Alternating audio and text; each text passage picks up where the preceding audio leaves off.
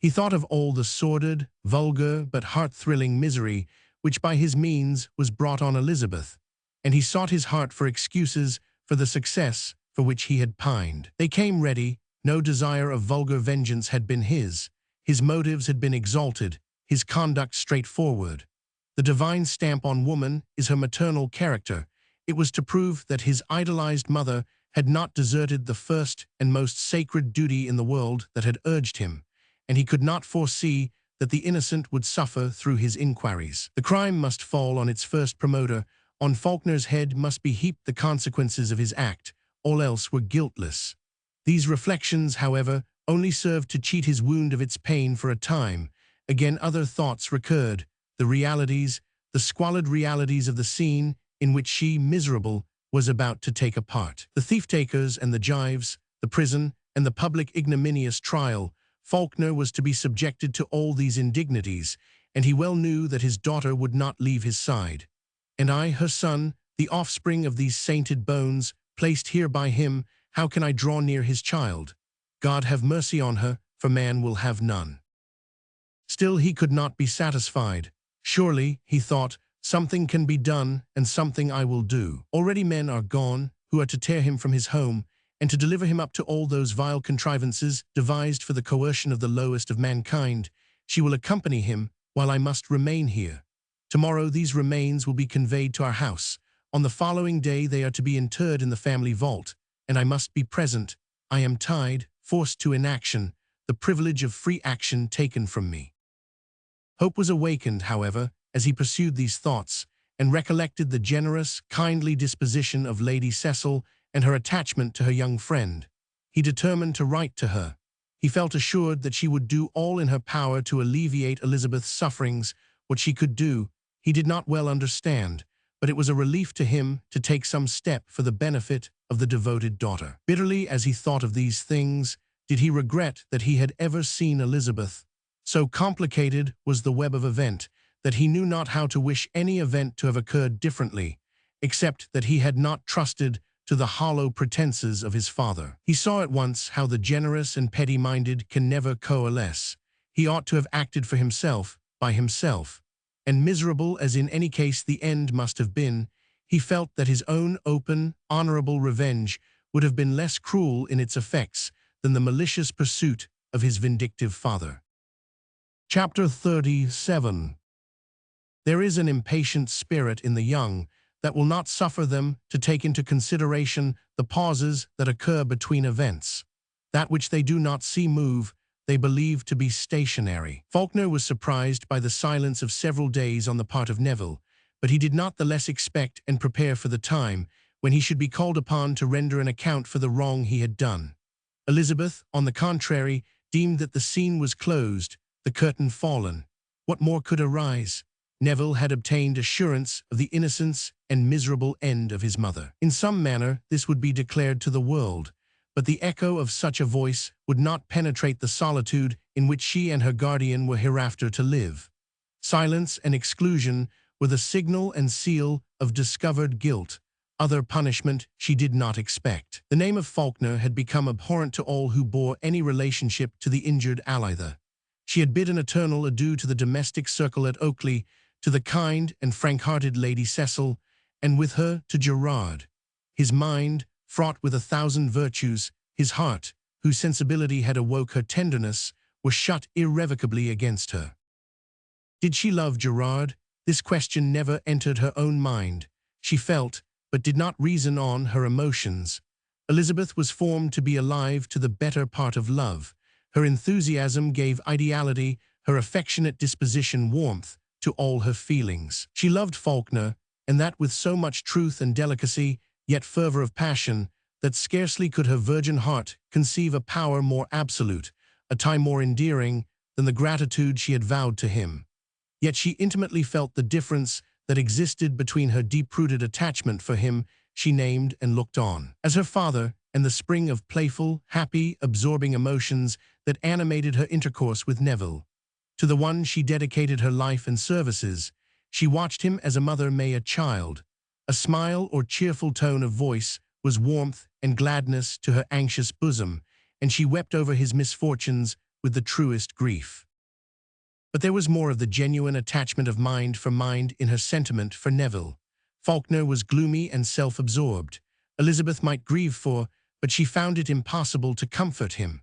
With Gerard, it was far otherwise.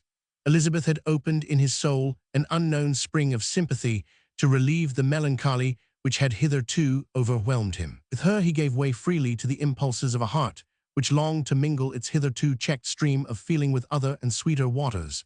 In every way he excited her admiration as well as kindness.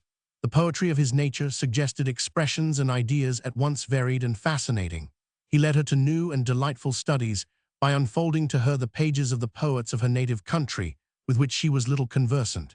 Except Shakespeare and Milton, she knew nothing of English poetry. The volumes of Chaucer and Spenser, of ancient date, of Pope, Gray, and Burns, and in addition, the writings of a younger but divine race of poets were all opened to her by him.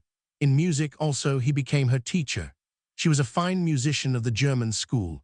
He introduced her to the simpler graces of song and brought her the melodies of Moore, so married to immortal verse that they can only be thought of conjointly. Oh, the happy days of Oakley!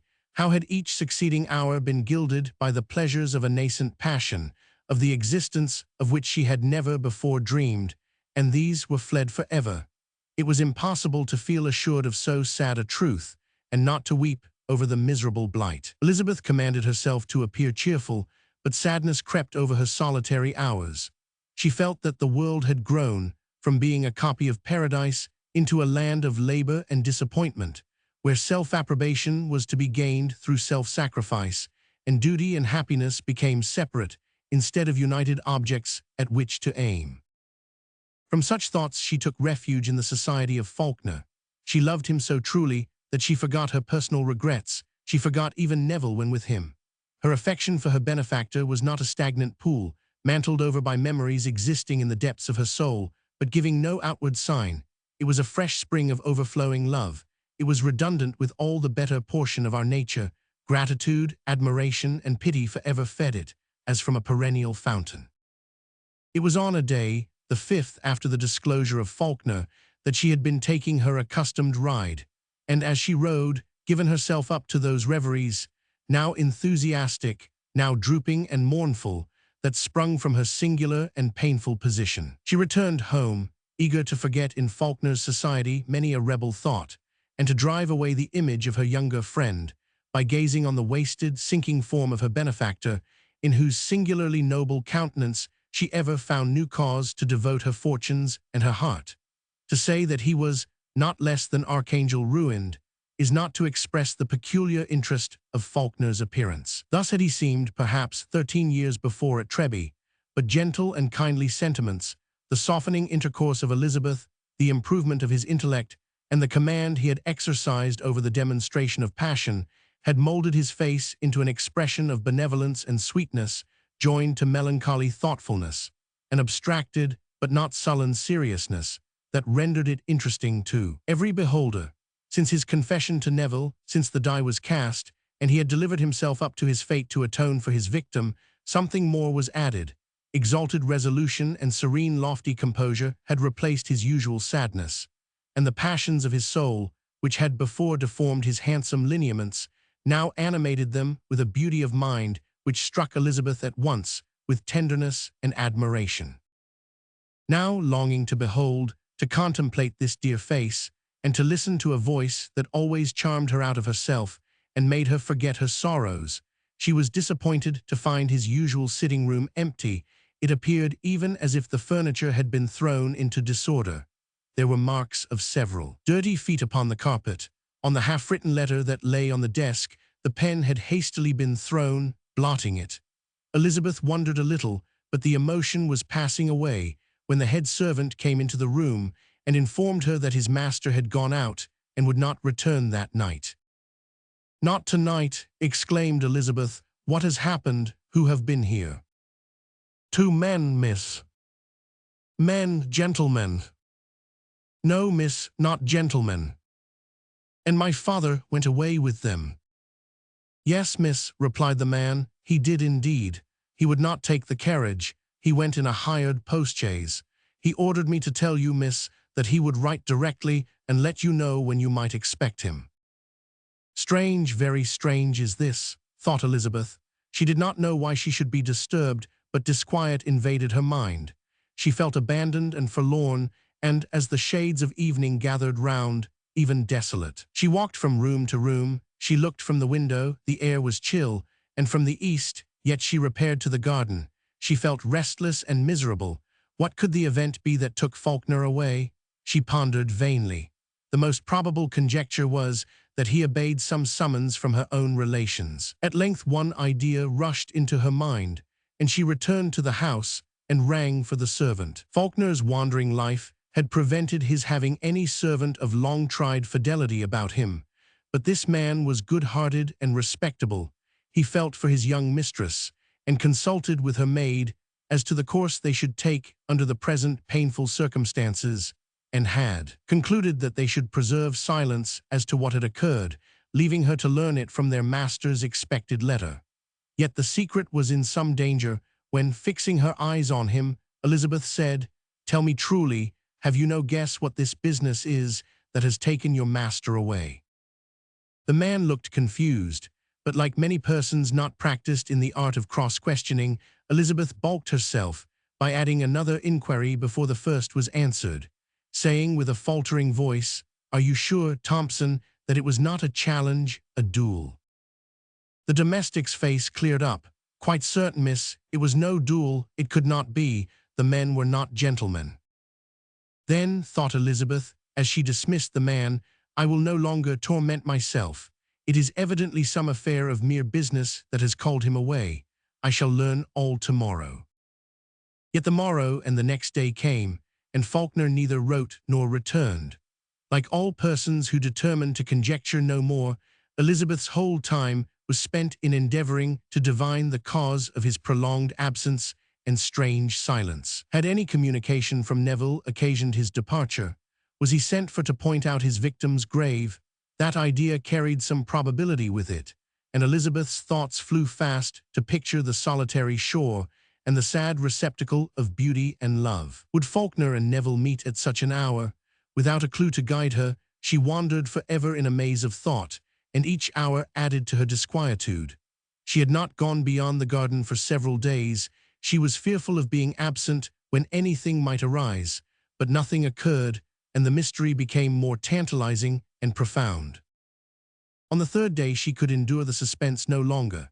She ordered horses to be put to the carriage, and told the servant of her intention to drive into town, and to call on Falkner's solicitor to learn if he had any tidings.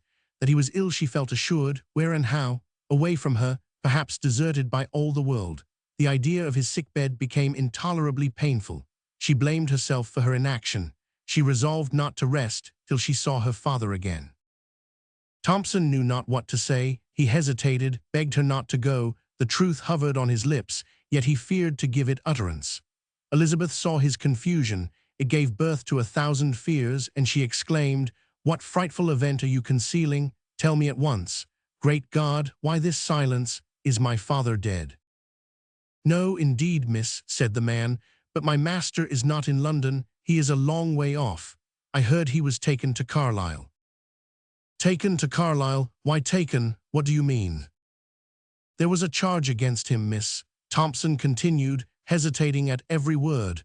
"The men who came, they apprehended him for murder." "Murder," echoed his auditress. "Then they fought. Gerard is killed." The agony of her look made Thompson more explicit. "It was no duel," he said. "It was done many years ago. It was a lady who was murdered, a Mrs. or Lady Neville." Elizabeth smiled, a painful, yet a genuine smile. So glad was she to have her worst fears removed, so futile did the accusation appear.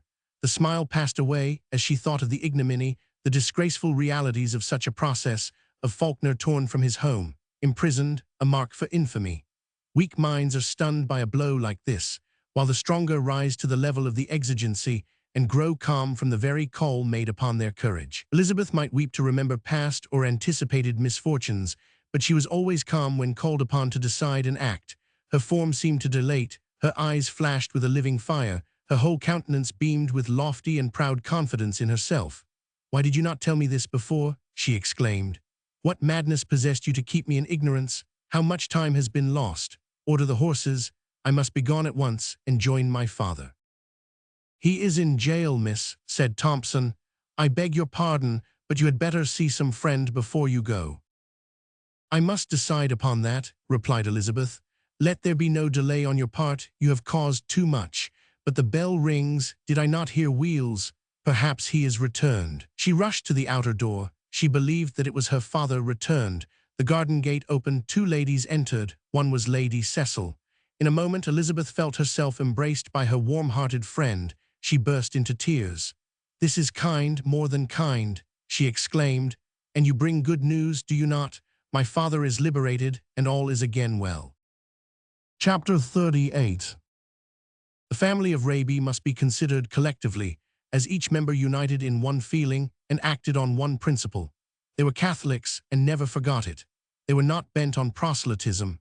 On the contrary, they rather shunned admitting strangers into their circle.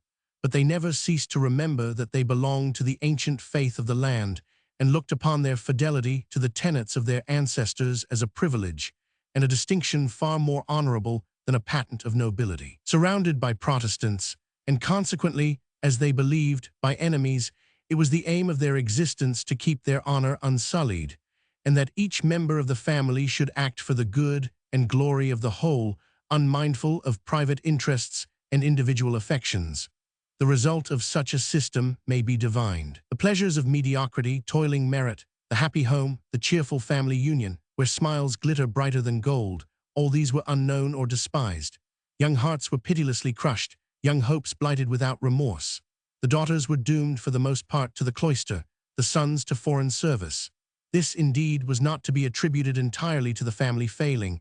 A few years ago, English Catholics were barred out from every road to emolument and distinction in their native country. Edwin Raby had thus been sacrificed. His enlightened mind disdained the trammels thrown over it, but his apostasy doomed him to become an outcast. He had previously been the favorite and hope of his parents. From the moment that he renounced his religion, he became the opprobrium. His name was never mentioned, and his death hailed as a piece of good fortune that freed his family from a living disgrace. The only person among them who regretted him was the wife of his eldest brother. She had appreciated his talents and virtues and had entertained a sincere friendship for him, but even she renounced him. Her heart, naturally warm and noble, was narrowed by prejudice, but while she acted in conformity with the family principle, she suffered severely from the shock thus given to her better feelings. When Edwin died, her eyes were a little opened. She began to suspect that human life and human suffering deserved more regard than articles of belief. The late remorse of love was awakened, and she never wholly forgot the impression. She had not been consulted concerning, she knew nothing of, his widow and orphan child. Young at that time, the weight of authority pressed also on her, and she had been bred to submission. There was a latent energy, however, in her character that developed itself as she grew older. Her husband died, and her consequence increased in old Oswy Raby's eyes. By degrees her authority became paramount. It was greatly regulated by the prejudices and systems cherished by the family as far as regarded the world in general, but it was softened in her own circle by the influence of the affections. Her daughters were educated at home, not one was destined for the cloister. Her only son was brought up at Eton. The privileges granted of late years to the Catholics made her entertain the belief that it was no longer necessary to preserve the old defenses and fortifications which intolerance had forced its victims to institute. Still pride of religion, pride of family, pride in an unblemished name, were too deeply rooted, too carefully nurtured, not to form an integral part of her character. When a letter from her father-in-law revealed to her the existence of Elizabeth, her heart warmed towards the orphan and deserted daughter of Edwin. She felt all the repentance which duties neglected bring on a well-regulated mind. Her pride revolted at the idea that a daughter of the house of Raby was dependent on the beneficence of a stranger.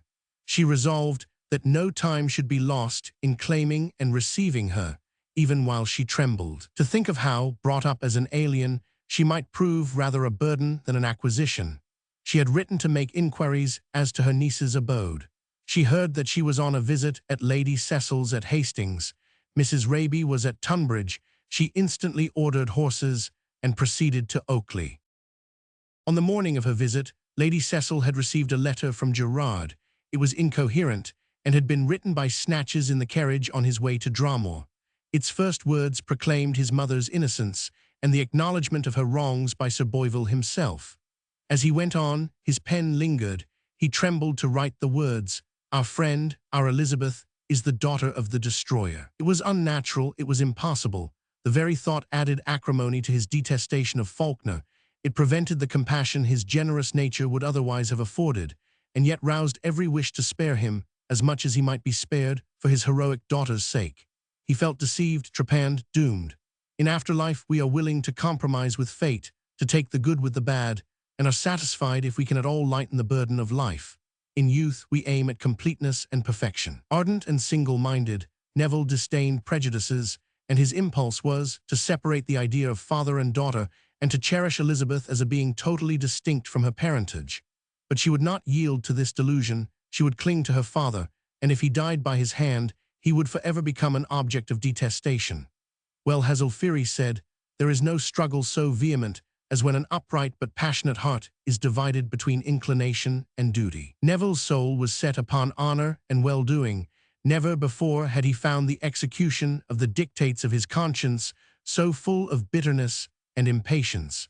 Something of these feelings betrayed themselves in his letter. "We have lost Elizabeth," he wrote, "forever lost her. Is there no help for this? No help for her? None. She clings to the destroyer's side and shares his miserable fate, lost to happiness, to the innocence and sunshine of life.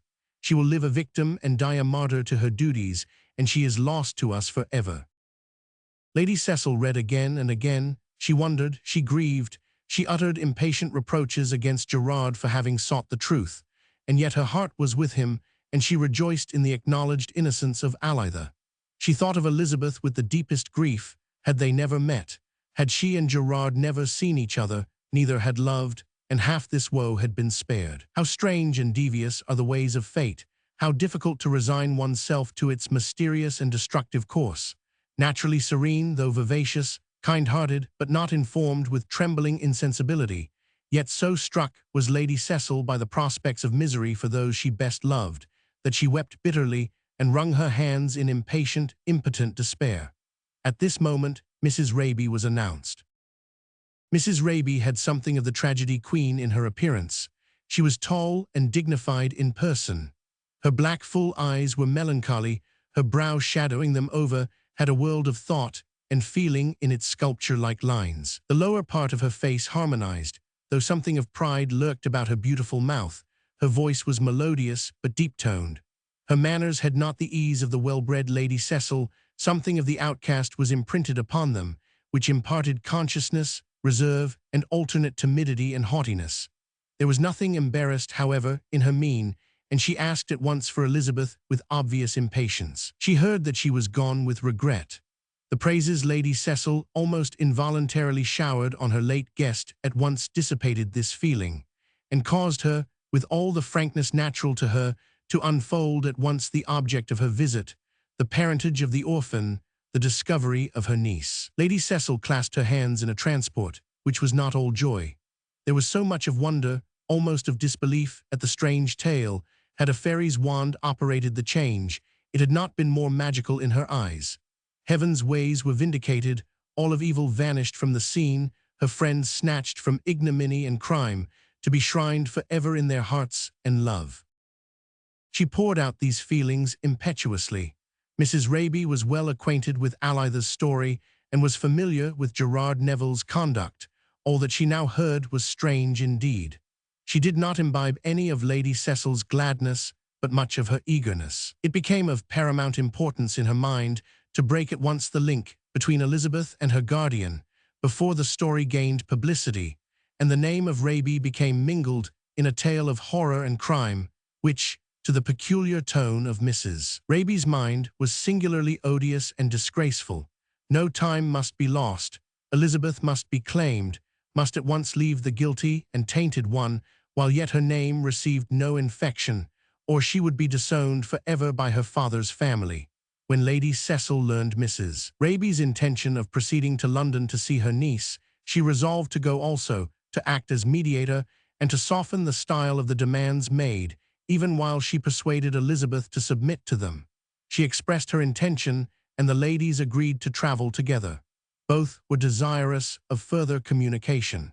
Lady Cecil wished to interest Mrs. Raby still more deeply in her matchless kinswoman's splendid qualities of heart and mind, while Mrs. Raby felt that her conduct must be founded on the character and worth of her niece, even while she was more convinced, at every minute, that no half measures would be permitted by Oswy Raby and others of their family and connection, and that Elizabeth's welfare depended on her breaking away entirely from her present position, and throwing herself unreservedly upon the kindness and affection of her father's relations.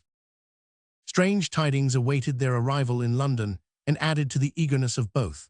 The proceedings of Sir Boyvill, the accusation of Falkner, and his actual arrest, with all its consequent disgrace, made each fear that it was too late to interpose.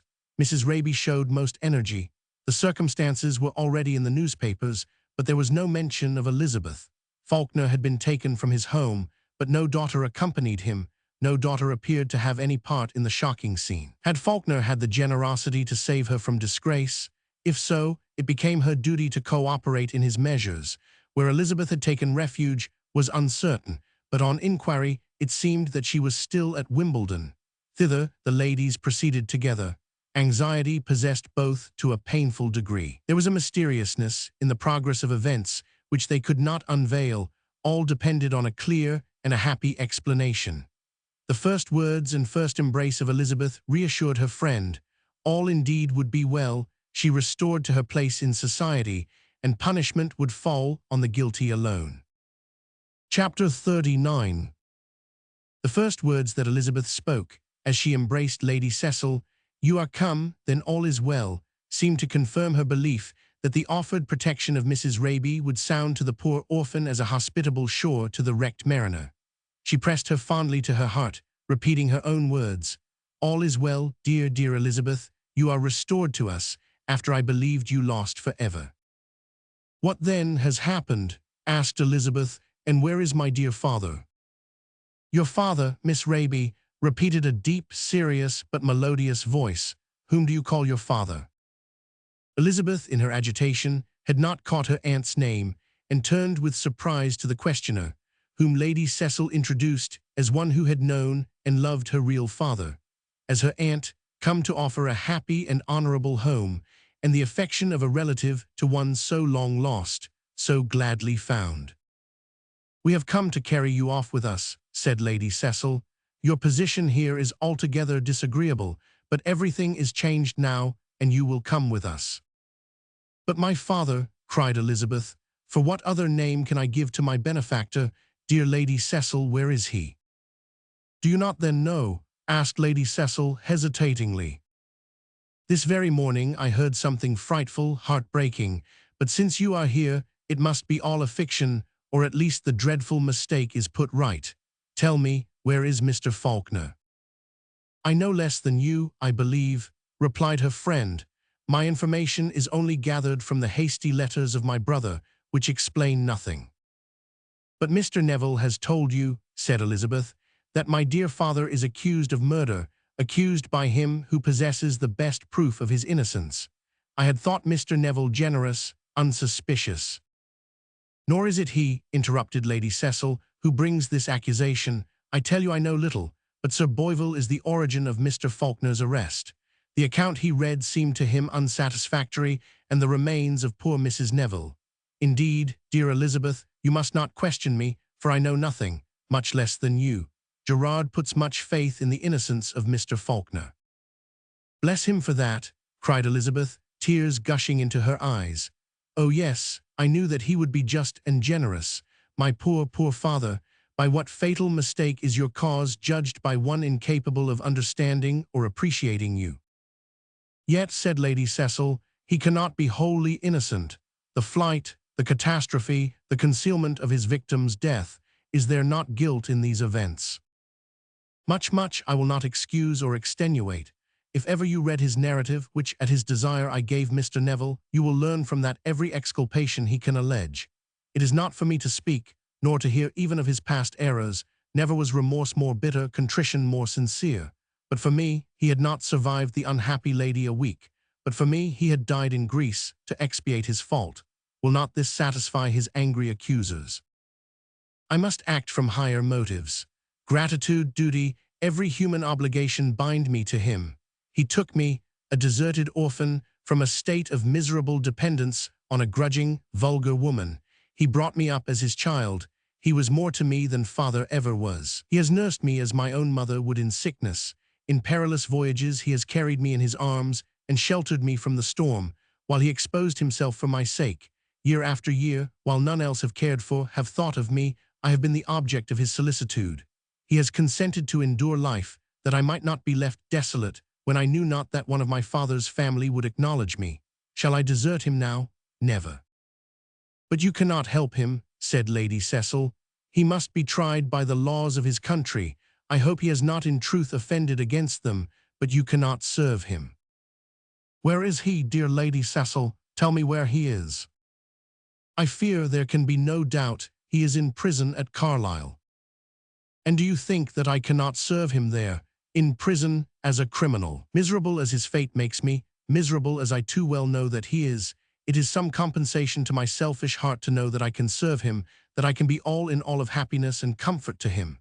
Even now he pines for me. He knows that I never leave his side when in sorrow. He wonders I am not already there. Yes, in prison, in shame, he will be happy when he sees me again. I shall go to him, and then, too, I shall have comfort. She spoke with a generous animation, while yet her eyes glistened, and her voice trembled with emotion. Lady Cecil was moved, while she deplored, she caressed her, she praised, while Mrs. Raby said, "It is impossible not to honor your intentions, which spring from so pure and noble a source. I think, indeed, that you overrate your obligations to Mr. Falkner. Had he restored you to us after your mother's death, you would have found, I trust, a happy home with me. He adopted you because it best pleased him so to do. He disregarded the evil he brought upon us by so doing, and only restored you to us when the consequence of his crimes prevented him from being any longer a protection." "Pardon me," said Elizabeth, "if I interrupt you. Mr. Falkner is a suffering. He believed himself to be a dying man. He lived in anguish till he could declare his error, to clear the name of his unhappy victim. He wished first to secure my future lot before he dared fate for himself. Chance altered his designs. Such were his motives, generous towards me as they ever were." "And you, dear Elizabeth," said Lady Cecil, "must act in obedience to them and to his wishes. He anticipated disgrace from his disclosures, a disgrace which you must not share. You speak like a romantic girl of serving him in prison. You cannot guess what a modern jail is, its vulgar and shocking inhabitants. The hideous language and squalid sights are such that their very existence should be a secret to the innocent. Be assured that Mr. Falkner, if he be, as I believe him, a man of honor and delicacy, will shudder at the very thought of your approaching such contamination. He will be best pleased to know you safe and happy with your family." "What a picture do you draw!" cried Elizabeth, trying to suppress her tears. "My poor, poor father, whose life hangs by a thread. How can he survive the accumulation of evil? But he will forget all these horrors when I am with him. I know, thank God, I do indeed know, that I have power to cheer and support him, even at the worst." "This is madness," observed Lady Cecil in a tone of distress. Mrs. Raby interposed with her suggestions. She spoke of her own desire, the desire of all the family, to welcome Elizabeth.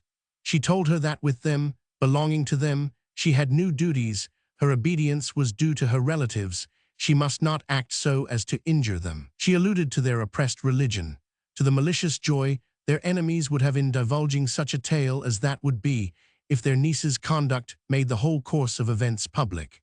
And as well as she could, she intimated that if she mixed up her name in a tale so full of horror and guilt, her father's family could never after receive her.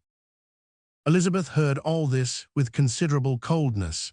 "It grieves me," she said, "to repay intended kindness with something like repulse. I have no wish to speak of the past, nor to remind you that if I was not brought up in obedience to you all, It was because my father was disowned, my mother abandoned, and I, a little child, an orphan, was left to live and die in dependence. I who then bore your name had become a subject of niggard and degrading charity. Then, young as I was, I felt gratitude, obedience, duty, all due to the generous benefactor who raised me from this depth of want and made me the child of his heart. It is a lesson I have been learning many years. I cannot unlearn it now. I am his, bought by his kindness, earned by his unceasing care for me. I belong to him, his child, if you will, his servant. I do not quarrel with names. A child's duty I pay him and will ever.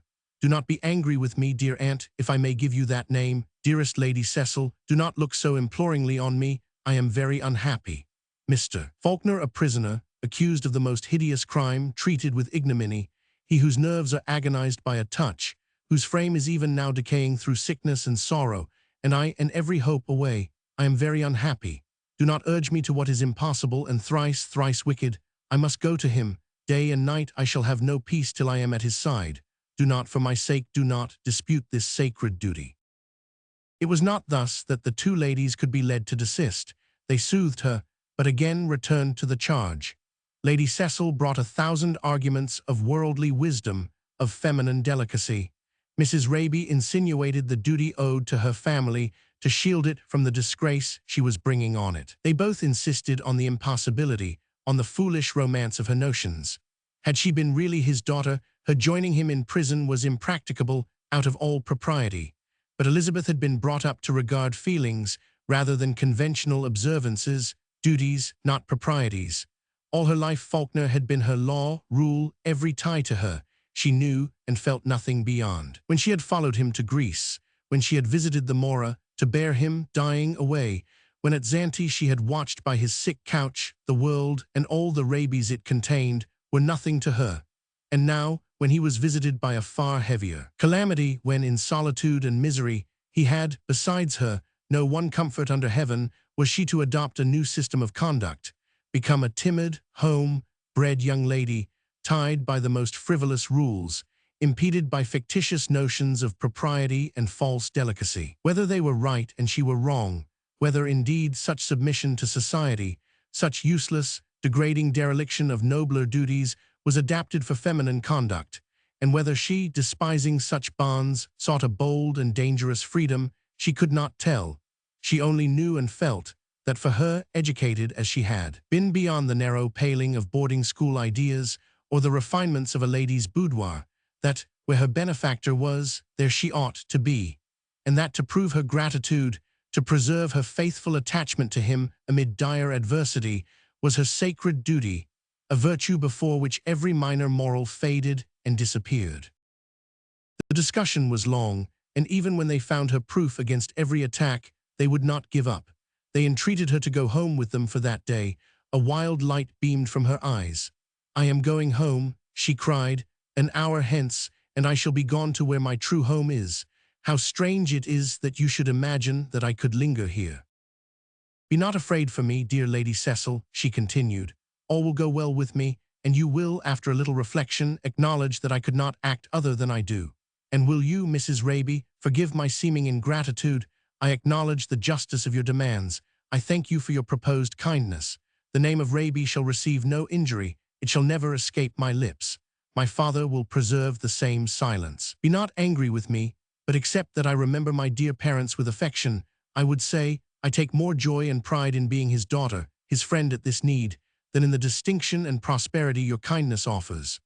I give up every claim on my family. The name of Raby shall not be tainted, but Elizabeth Falkner, with all her willfulness and faults, shall at least prove her gratitude to him who bestowed that appellation on her."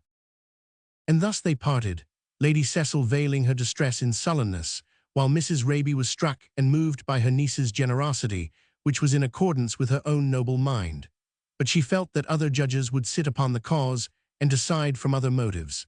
She parted from her as a pagan relative might from a young Christian martyr, admiring, while she deplored her sacrifice, and feeling herself wholly incapable of saving. Chapter 40. Elizabeth delayed not a moment proceeding on her journey. An exalted enthusiasm made her heart beat high and almost joyously. This buoyancy of spirit, springing from a generous course of action, is the compensation provided for our sacrifices of inclination, and at least, on first setting out, blinds us to the sad results we may be preparing for ourselves. Elated by a sense of acting according to the dictates of her conscience, despite the horror of the circumstances that closed in the prospect, her spirits were light, and her eyes glistened with a feeling at once triumphant and tender, while reflecting on the comfort she was bringing to her unfortunate benefactor. A spasm of horror seized her now and then, as the recollection pressed that he was in prison, accused as a murderer, but her young heart refused to be cowed, even by the ignominy and anguish of such a reflection. A philosopher not long ago remarked, when adverting to the principle of destruction latent in all works of art and the overthrow of the most durable edifices, but when they are destroyed so as to produce only dust, nature asserts an empire over them, and the vegetative world rises in constant youth and in a period of annual successions by the labors of man. Providing food, vitality, and beauty adorn the wrecks of monuments, which were once raised for purposes of glory. Thus, when crime and woe attack and wreck an erring human being, the affections and virtues of one faithfully attached decorate the ruin with alien beauty, and make that pleasant to the eye and heart, which otherwise we might turn from as a loathsome spectacle. It was a cold September day when she began her journey, and the solitary hours spent on the road exhausted her spirits. In the evening she arrived at Stony Stratford, and here, at the invitation of her servant, consented to spend the night. The solitary inn-room, without a fire, and her lonely supper chilled her, so susceptible are we to the minor casualties of life, even when we meet the greater with heroic resolution. She longed to skip the present hour, to be arrived. She longed to see Falkner and to hear his voice. She felt forlorn and deserted. At this moment the door was opened, a gentleman was announced, and Gerard Neville entered. Love and nature at this moment asserted their full sway. Her heart bounded in her bosom, her cheek flushed, her soul was deluged at once with a sense of living delight. She had never thought to see him, more she had tried to forget that she regretted this. But he was there, and she felt that such a pleasure were cheaply purchased by the sacrifice of her existence. He also felt the influence of the spell. He came agitated by many fears, perplexed by the very motive that led him to her. But she was there in all her charms, the dear object of his nightly dreams and waking reveries. Hesitation and reserve vanished in her presence, and they both felt the alliance of their hearts. "Now that I am here and see you," said Neville, "it seems to me the most natural thing in the world that I should have followed you as I have done. While away I had 1,000 misgivings, and wherefore did you not sympathize in my sufferings and desire to aid me in my endeavors? And I feel convinced that fate, while by the turn of events it appeared to disunite, has, in fact, linked us closer than ever. I am come with a message from Sophia, and to urge also, on my own part, a change in your resolves. You must not pursue your present journey." "You have indeed been taking a lesson from Lady Cecil when you say this," replied Elizabeth. "She has taught you to be worldly for me, a lesson you would not learn on your own account. She did not seduce me in this way. I gave you my support when you were going to America." Elizabeth began to speak almost sportively, but the mention of America brought to her recollection the cause of his going and the circumstances that prevented him, and the tears gushed from her eyes as she continued, in a voice broken by emotion, "Oh, Mr. Neville, I smile while my heart is breaking. My dear, dear father, what misery is this that you have brought on him? And now, while he treated you with unreserve, have you falsely, you must know, accused him of crime, and pursued your vengeance in a vindictive and ignominious manner. It is not well done." "I pardon your injustice," said Neville, "though it is very great. One of my reasons for coming was to explain the exact state of things, though I believed that your knowledge of me would have caused you to reject the idea of my being a party to my father's feelings of revenge.